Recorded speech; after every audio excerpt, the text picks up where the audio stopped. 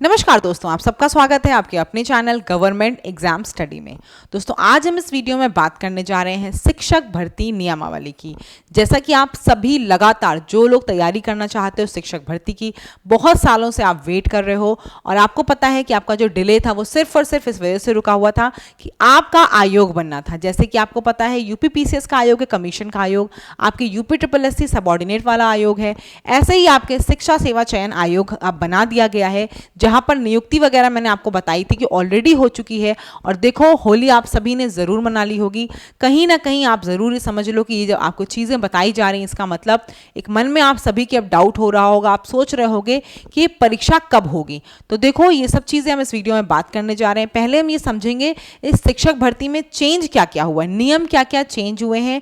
फिर देखो ये बात करी जाएगी कि एग्जाम आखिर होना कब तक है। तो वीडियो को अंत तक जरूर देखना। चैनल पर नए होगे सब्सक्राइब जरूर कर लेना। कोई क्वेरी हो तो कमेंट सेक्शन में पूछ सकते हो।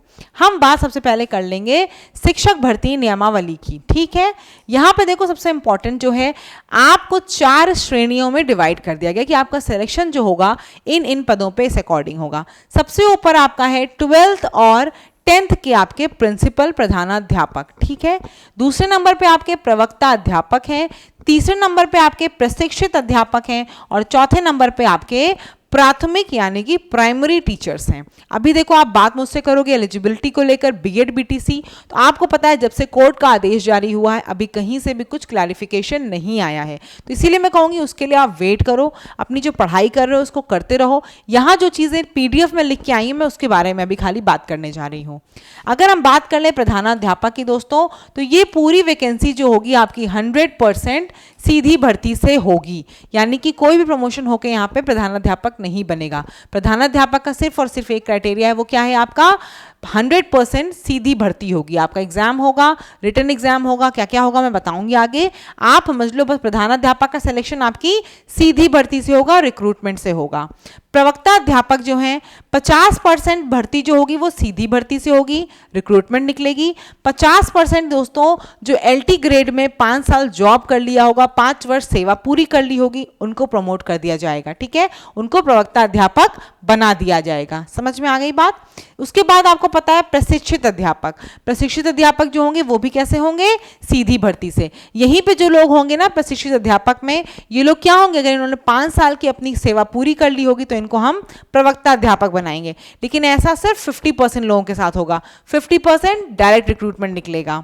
प्राथमिक अध्यापक की बात कर ले तो ये 100% पूरी सीधी भर्ती होगी। तो 100% सीधी भर्ती आपकी प्राथमिक अध्यापक की होगी। ये क्लियर आगे हो गया होगा आपको, सीधी भर्ती किसकी होनी है। जनरली सबकी सीधी भर्ती है, सिर्फ यहाँ पर आपका प्रमोशन होगा प्रवक्ता अध्यापक वाले केस में। आगे देख लो आप, उसके बाद क्या है आरक्षण देखो दोस्तों, जैसा अभी तक आपका चलता आ रहा था, आप SC हो, ST हो, OBC हो, जो भी है आपका आरक्षण आपका वही चलेगा, वही सेम रूल फॉलो होंगे। 5 साल 10 साल जो रिलैक्सेशन था वही आपको मिलेगा, उसमें कोई चेंज नहीं हुआ है।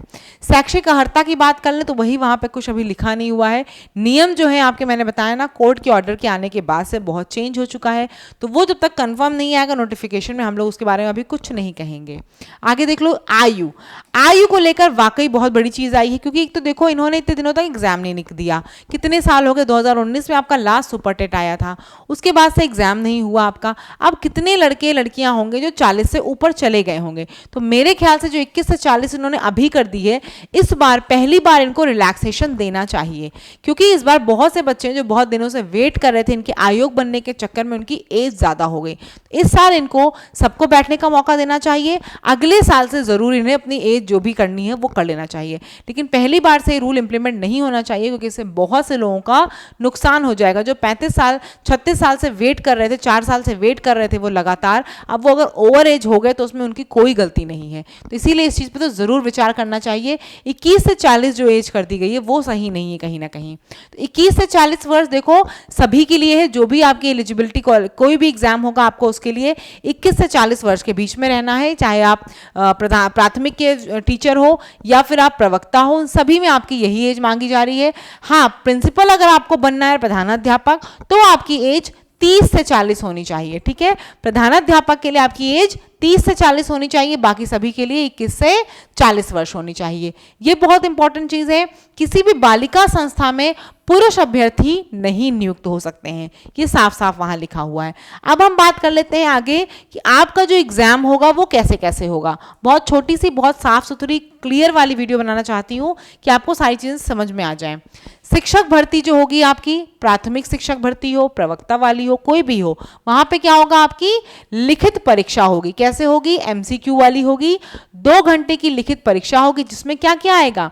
एक तो आपका जीके आएगा, दूसरा आपका वैकल्पिक जो विषय होगा वो आएगा। जो भी आपका वैकल्पिक विषय है, सपोज कर लो हम बात कर रहे हैं टीजीटी वालों की, आप टीजीटी हिस्ट्री से हो तो आपके में जीके आएगा और दूसरा आपके में क्वेश्चन किसका आएगा? हिस्ट्री का आएगा। समझ में आ गई? जो भी आपका वैकल्पिक विषय होगा उस पे प्लस जीके पे होगा एग्जाम। दूसरी बात कर लें अगर हम प्रधानाचार्य की, तो यहां पे देखो 2 चीजें होंगी, एक आपका इंटरव्यू होगा और दूसरी आपकी लिखित परीक्षा होगी। यानी लिखित परीक्षा के बाद आपको इंटरव्यू के लिए बुलाया जाएगा। किसी भी शिक्षक भर्ती में कोई भी इंटरव्यू नहीं होगा, सिर्फ और सिर्फ आपका रिटन एग्जाम होगा, लिखित परीक्षा होगी।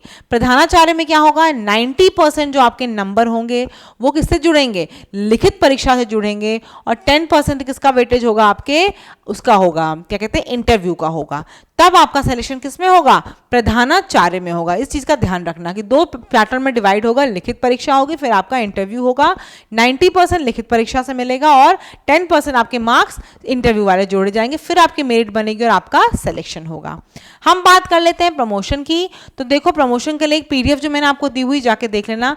जैसे कि आप मान लो प्राथमिक शिक्षक हो तो आप किसी में पदोन्नत हो गए, और पदोन्नत के लिए सबसे जरूरी चीज जो है वो दोस्तों क्या है कि आपको 5 साल की अपनी सेवा जरूर पूरी कर लेनी है। बाकी देखो, आपको पता है प्रमोशन में कई चीजें होती हैं, आपकी एज होती है, आपके और भी फैक्टर्स होते हैं, वो वहां डिसाइड किए जाएंगे। मोटे तौर पे जो बात है वो ये कि अगर आपने 5 साल अपनी सेवा पूरी कर ली है तो आपको प्रमोशन के लिए कंसिडरेशन में रखा जाएगा।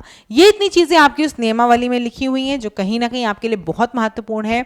21 से 40 की बात करूं दोस्तों तो ये वाकई में सही नहीं, क्योंकि पहले आपको पता है टीचर लोग किसी भी एज में बन जाते थे और अभी इन्होंने अचानक से काम कर दिया, इतने साल तक भर्ती नहीं आई, तो बहुत से बच्चों के लिए वाकई में ये लॉस हुआ होगा। तो जरूर ऐसा सोचना चाहिए, उनको कंसिडरेशन में रखना चाहिए। अभी इस बार सबको मौका दे दें, आगे से अपना जो भी कंसिडर करना है वो कर दें। तो धन्यवाद। अगर चैनल अच्छा लगता है, वीडियो समझ में आती, सब्सक्राइब करके कोई क्वेरी हो कमेंट सेक्शन में पूछ लेना। और हाँ, लिंक आपका टेलीग्राम को जरूर मिल जाएगा, उसको जरूर ज्वाइन कर लेना। धन्यवाद।